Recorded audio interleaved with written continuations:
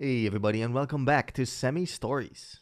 Today I got another interesting Reddit story from r/TrueOffMyChest where OP is considering leaving his wife because she just won't get over the death of her mother.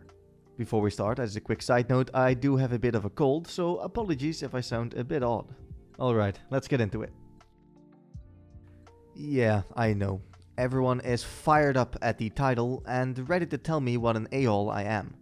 To those people, I implore you to read the rest of this post before making judgment.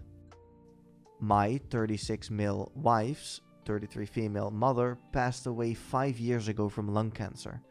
It was not a peaceful or easy death. Our lives understandably went on pause after the diagnosis, and we both spent a lot of time off work helping take care of her mother. My wife had a pretty typical showing of grief at the time, cycling through the different stages. And the same goes for our 3 kids. After she passed, however, my wife got really bad. I totally understand this. I can't say I know exactly what she went through because I haven't had a parent die, but I understand how devastated she was. 4 months after, she could barely function. I gently took over pretty much all the responsibilities in the household and with the kids. She had been attending grief counseling since the diagnosis and continued after her death. None of this is the problem. I endeavored to be as supportive as possible. She cried on my shoulder every night for months, and I just thought this was the worst of for better or worse. The problem is that after 5 years, she does not seem any better or more functional.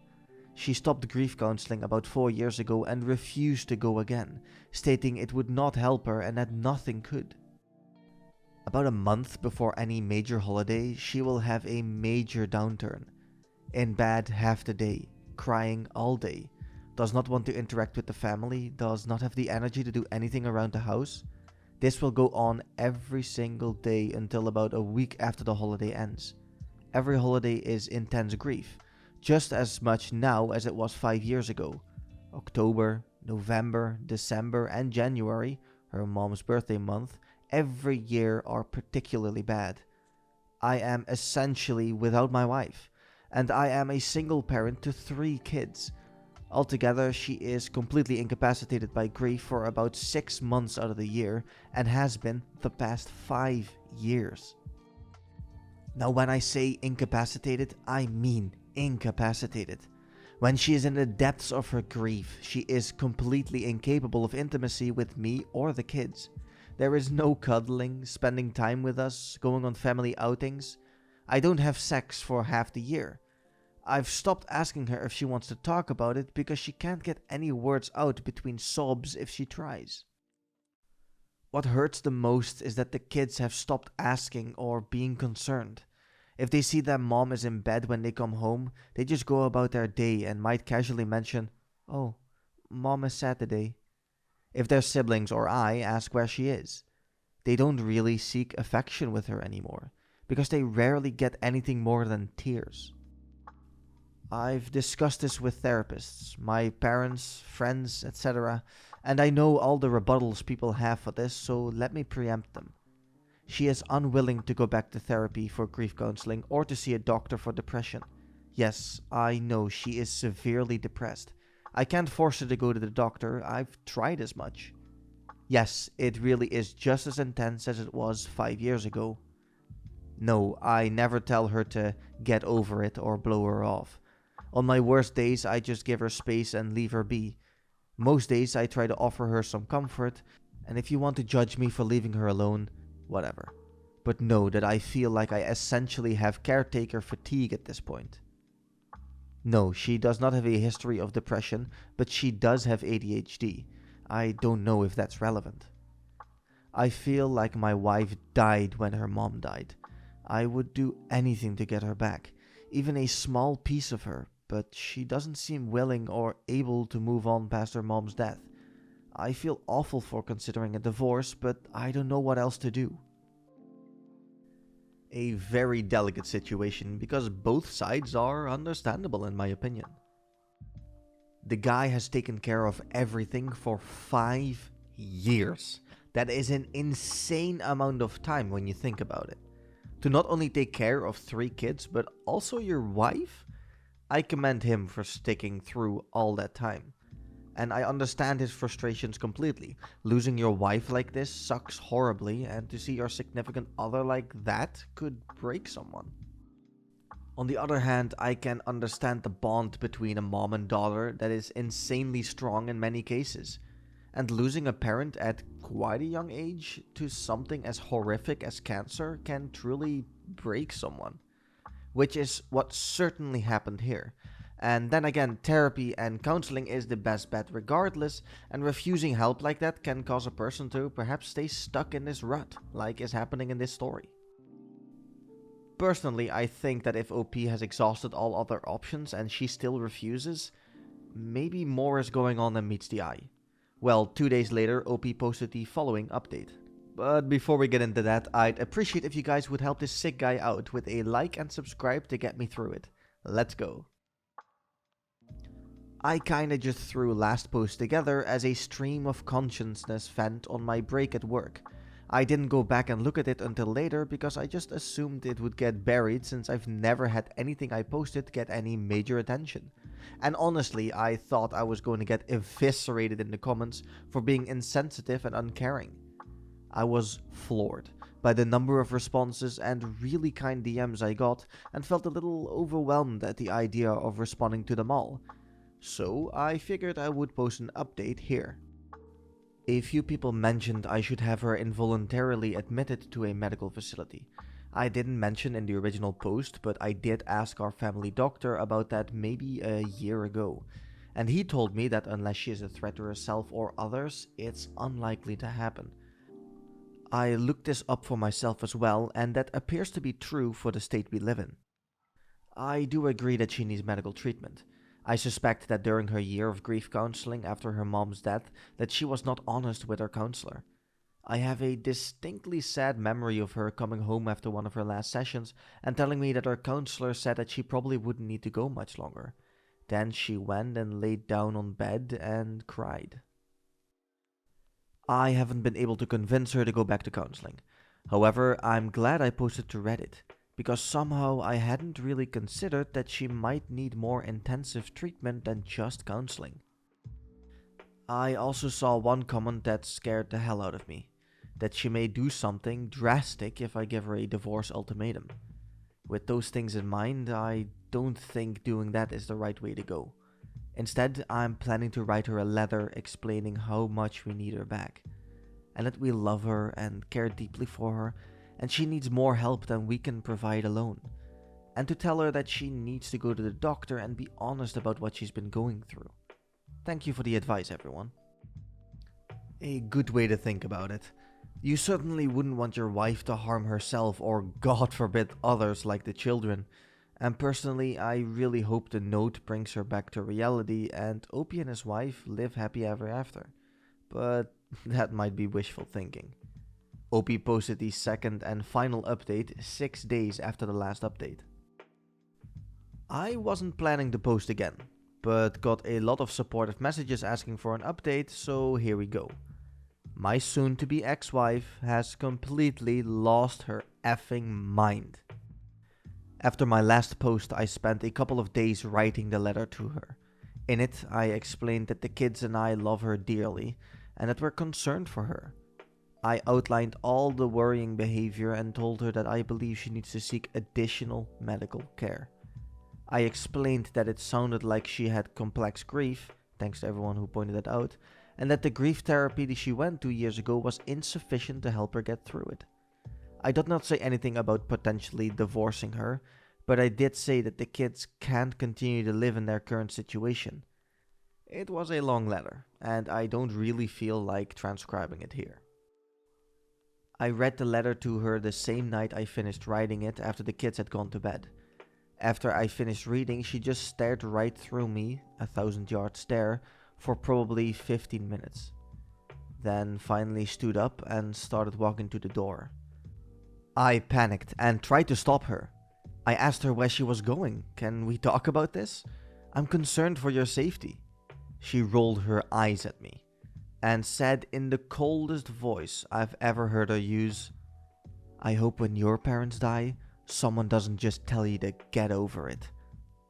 After that, I didn't try to stop her. I just let her go. I was pissed off for maybe 5 minutes before the panic set back in.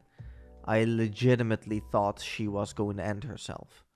I checked my phone and she had turned off her location. I called and texted probably 50 times over the next hour, begging her to at least let me know she was okay and that she wasn't going to do something drastic. Right before I was about to call the police, I got a call from her phone. I answered immediately, and before I could get much of anything in, a man's voice told me, "She's fine, but she doesn't want to talk to you," and hung up. I felt like I was having an out-of-body experience at the time. I had no idea what the F was going on.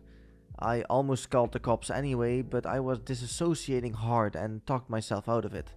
I kept calling her phone all night, but no one picked up again. After about 2 a.m., I started going to voicemail. I barely slept that night. When I woke up the next day, she wasn't home. I took the kids to school/daycare. I normally do this and my wife is normally still asleep while I do, so thank God they didn't ask where mom was. I tried calling my wife's phone more all morning, but still voicemail. I called her office and asked if she was at work, and they told me that she had called in sick. I called in sick to work as well and basically just sat on my couch trying to get a hold of her, while being a nervous wreck. I called my mom as well and asked if she could pick the kids up from school today and watch them overnight. I didn't tell her everything that was going on yet, just that something had come up and it was urgent and I needed some help. My wife walked in the door sometime after 4 p.m. I tried to hug her and she shied away from me. I asked her where she had been. No response, just a blank stare. I asked her who had called me from her phone. No response, just a blank stare. At this point, I was frustrated, and I told her that if she didn't want to explain what was going on, she should just get the F out. I regret saying it that way now, but holy hell was I frustrated. So she started talking, but it was like I was talking to a text-to-speech AI with her voice. No emotion, totally flat, almost annoyed. She told me that she had gone to her friend John's house. I had no idea who the hell John was and asked her to explain further. Over a 2 or so hour conversation where I had to pry details out of her, I got most of the story. She was answering like a lawyer. Very basic answers, no details or context outside of exactly what I was asking her. Basically, John is a co-worker. I've met the dude once or twice at an office party type events, but never really talked to him. I never saw him hanging out with my wife or showing interest in her.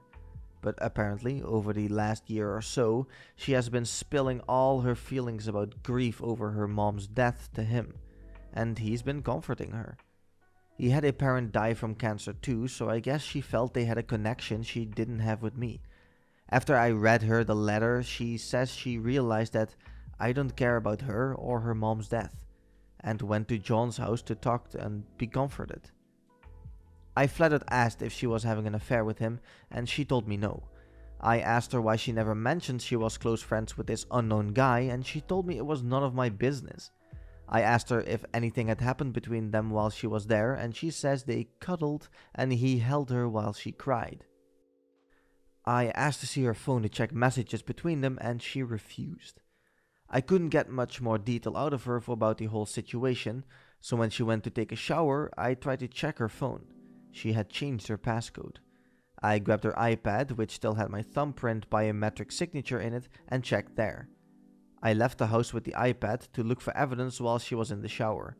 I did not immediately see any messages to or from a John, but after digging briefly, I found it. She had put him as Stacy in her contacts, but it was obviously him. There were texts going back well over a year. A lot of her talking about her mom, a lot of him comforting her, a lot of him telling her I don't really care about her and that he would never treat her that way if they were married. All of her replies were in agreement. A lot of texts from her complaining about me and a lot of him trash talking me. The night she left, she had texted him, F it, I'm on my way if the offer is still there, followed by an immediate yes reply. The next morning, a text from her to him saying, if he asked, we just talked. I threw up out of my car door in a Walmart parking lot for about 20 minutes. I came home and found her on the couch on her phone, seemingly unconcerned or unaware I had even left. I told her that I knew, and that she needed to leave. Again, she just stared at me for a while, not responding, until I got aggravated and told her to get the F out of my house. She immediately got up, told me, John was right about you, and left. I haven't seen her since. I told the kids she went to visit her parents, and I don't know what to tell them, but I have to tell them something soon. I really don't know what to do. Ostensibly, I need to divorce her, but going through custody, child support, etc. is dizzying. I feel paralyzed and haven't made a move yet. I know she's lost her mind and this is probably some kind of psychotic break, but I just can't care anymore. I put on a brave, numb face to go to work, then for my kids at night, and then cry after they go to bed until I fall asleep. I feel like my life is essentially over. I do feel like John took advantage of her vulnerability, but I don't want to even bother trying to get her to see that he's a predator. She chose this over her effing family that has stuck with her. Opie then explains that he will not be updating again, but we can clearly see what'll happen. Insane of her to do something like this. The absolute audacity. This kind of reminds me of another story we did where Opie had a wife who accused him of cheating even though they had both discussed beforehand that he had to work overtime. This was all brought on by a friend of the family who manipulated this depressed woman into thinking that he was unfaithful. I won't spoil the ending of the story, but I would definitely recommend you to check it out down in the description. John is a POS for manipulating his grieving wife like this, but she is not without blame. Opie gave his all for this woman only to get sidelined by some random guy. Unforgivable, the both of them. I hope Opie kept screenshots of the messages to use in court, and I think with enough proof and explaining the whole depression situation, he could get out ahead of her. John will probably get sick of her anyways when he realizes that this woman is stuck in a pit and she won't even attempt to crawl out. And I hope Opie stays the hell away from both of them and focuses on being a great dad. If you liked the video, be sure to let me know down in the comments because I love reading every single one, and I will see you guys next time. See ya!